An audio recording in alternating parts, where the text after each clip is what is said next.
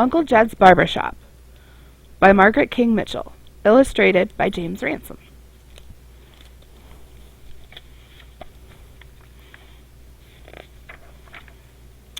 Uncle Jed's Barber Shop.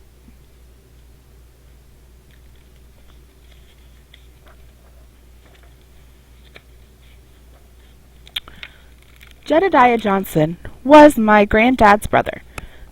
Everybody has their favorite relative. Well, Uncle Jedediah was mine. He used to come by our house every Wednesday with his clippers. He was the only black barber in the county. Daddy said that before Uncle Jed started cutting hair, he and Granddaddy used to have to go 30 miles to get a haircut.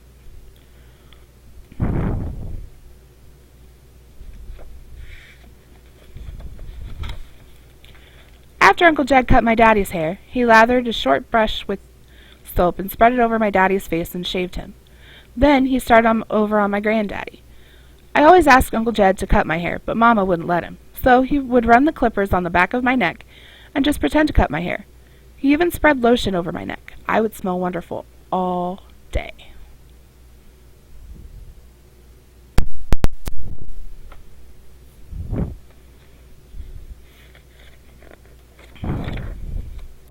When he was done, he would pick me up and sit me on his lap and tell me about the barber shop he was going to open one day, and about all the fancy equipment that would be in it.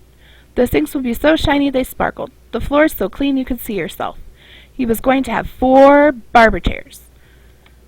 And outside was going to be a big, tall, red and white barber pole. He told me he was saving up for it.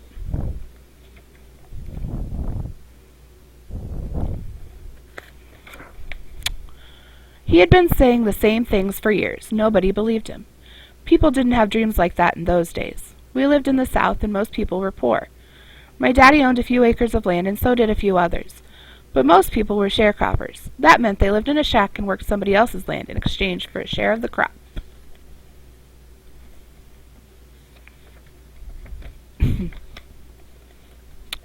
When I was 5 years old, I got sick. This particular morning, I didn't come to the kitchen while Mama was fixing breakfast. Mama and Daddy couldn't wake me up. My nightgown and the bedclothes were all wet where I had sweated.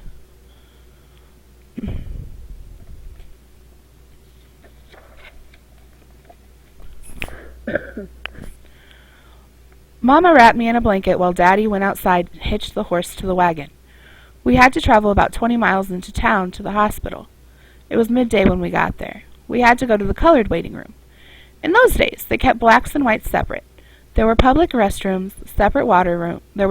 public restrooms, separate water fountains, separate schools. It was called segregation. So, in the hospital, we had to go to the colored waiting room.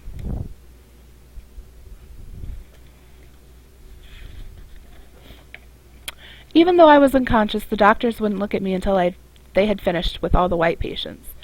When the doctors did examine me, they told Daddy that I needed an operation and that it would cost $300. $300 was a lot of money in those days. My daddy didn't have that kind of money, and the doctors wouldn't do the operation until they had the money.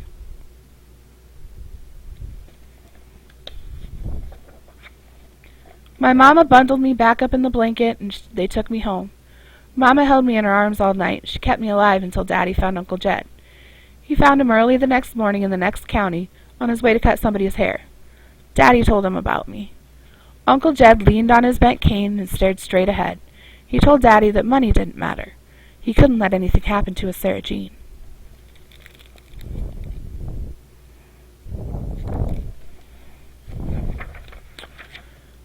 Well, I had the operation, and for a long time after that, Uncle Jed came by the house every day to see how I was doing. I know that $300 delayed him from opening the barber shop. Uncle Jed came awfully close to opening the shop a few years after my operation.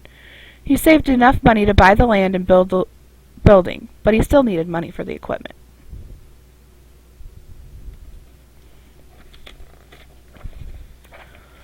Anyway, Uncle Jed had come by the house, and we'd just finished supper when there was a knock on the door. It was a friend of Uncle Jed's. He'd come by to tell Uncle Jed about the bank failing. That was where Mr. Walters and Uncle Jed had their money. Uncle Jed had over $3,000 in the bank, and it was gone. Uncle Jed just stood there for a long time before he said anything. Then he told Mr. Walters that even though he was disappointed, he'd just have to start all over again. Talk about some hard times. That was the beginning of the Great Depression, and nobody had much money.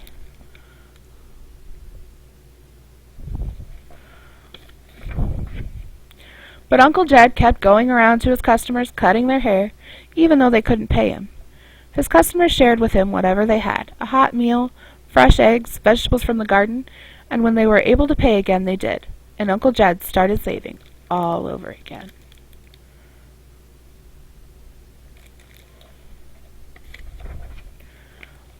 Old Uncle Jed finally got his barber shop. He opened it on his 79th birthday.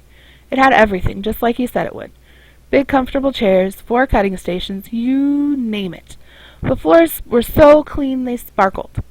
On opening day, people came from all over the country. They were old Uncle Jed's customers. He had walked to see them for so many years. That day, they came to him.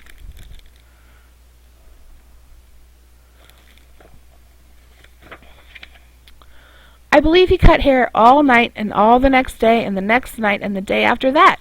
The man was so glad to have his shop, he didn't need any sleep. Of course, I was there, too. I wouldn't have missed it for the world. When I sat in one of those big barber chairs, Uncle Jed patted the back of my neck with lotion, just like he always did. Then he twirled me round and round in the barber chair.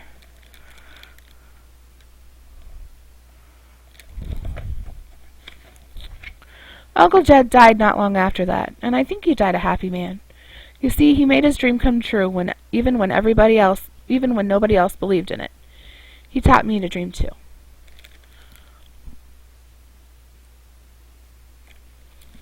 The end.